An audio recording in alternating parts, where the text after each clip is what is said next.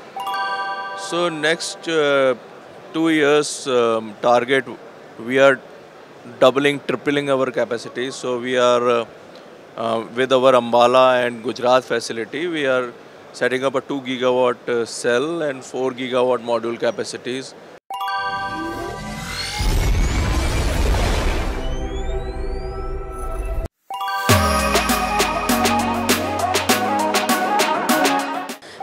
Joining us is Mr. Prashant Mathur, the CEO of Saatvik, which has been doing some wonderful work around floating solar panels. So tell us, tell us about your marquee projects to begin with.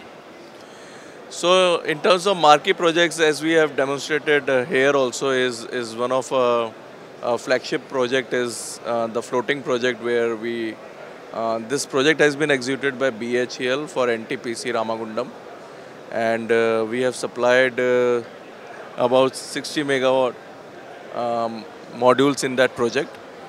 And so that is one of our very flagship projects.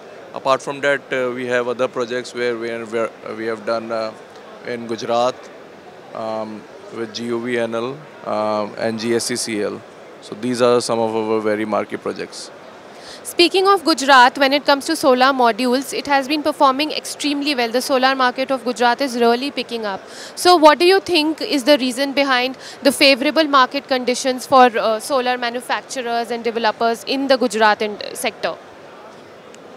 Gujarat market is very big. So if you see the DCR policy in Gujarat, it was 600 megawatt to begin with.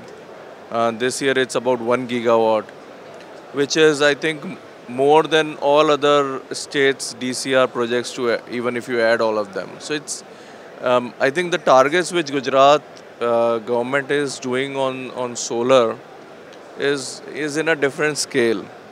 So I think with that kind of a scale and demand in the market, it gives an ecosystem wherein a lot of manufacturers come in. A lot of EPC companies, they all thrive because the local demand is there. So that's primarily the reason. And it's not only DCR rooftop, it's the industrial policies, and obviously radiation and all. We all know about the climatic conditions are favorable, but it is favorable in other states as well. It's not only Gujarat, but Gujarat is leader because of all this. So you just spoke of the industrial sector. If we were to talk about, say, the solar rooftop, how has that segment been doing, especially if we speak about the residential segment and the CNI segment? So CNI segment has little bit slowed down recently, but otherwise it was doing quite well.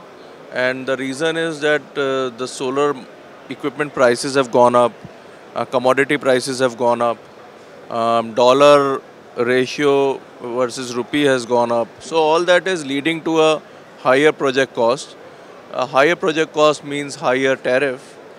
And a higher tariff means that the gap between the grid and solar is very narrow.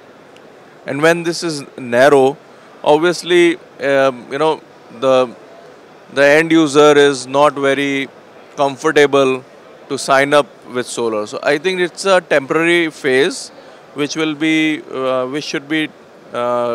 taken care of in future, because ultimately solar has to make sense, and we cannot be doing fossil fuel and non-renewable sources for a long time. So speaking of the residential solar rooftop, how has that sector been performing, and do you think that it is poised to grow further in future?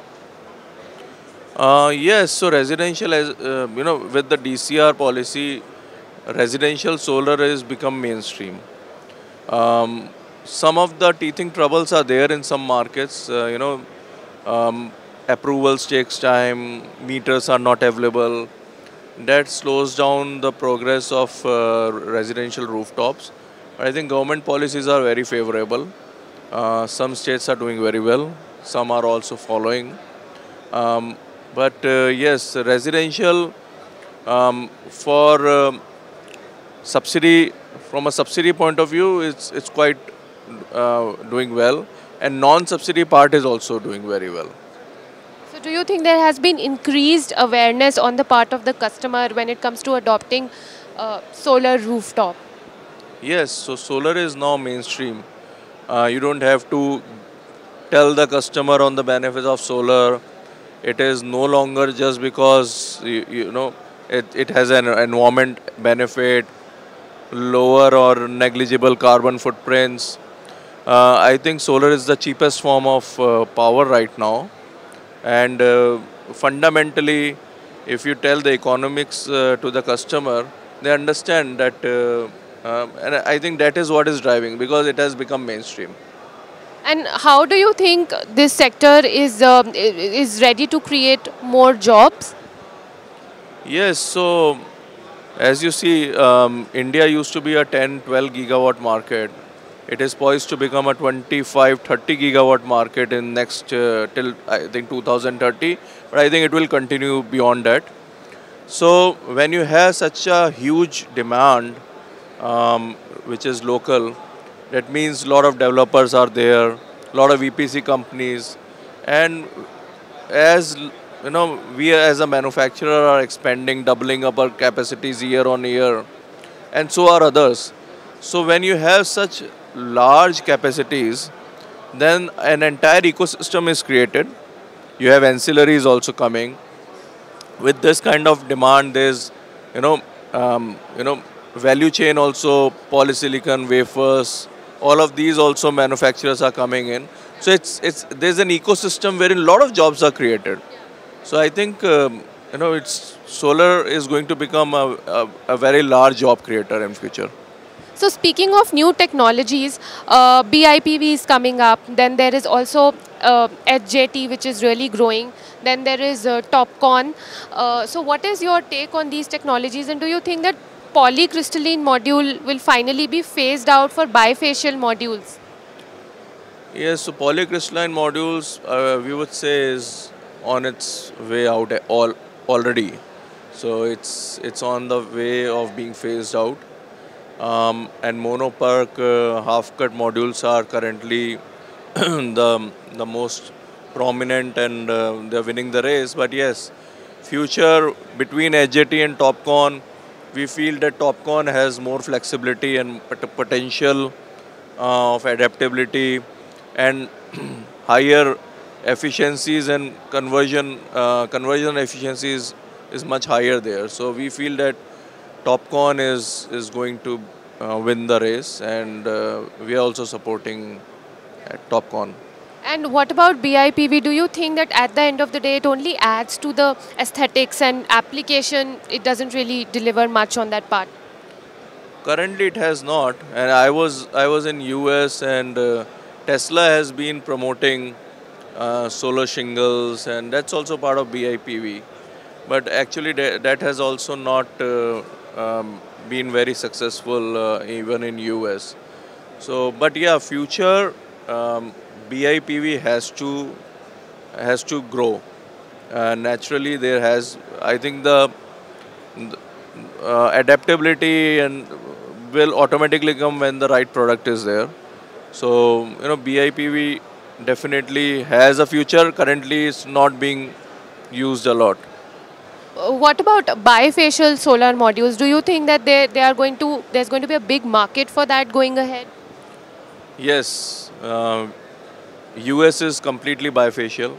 In India, there are with the trackers and even on ground mounted, and with the current technology, bifacial versus monofacial, the price gap is not very much. So it's natural for developers to look at bifacial and to adapt to bifacial, because that is giving them additional gain. So future for bifacial is very bright. Okay, so my last question to you is that what are your capacity targets in the next 2 to 3 years?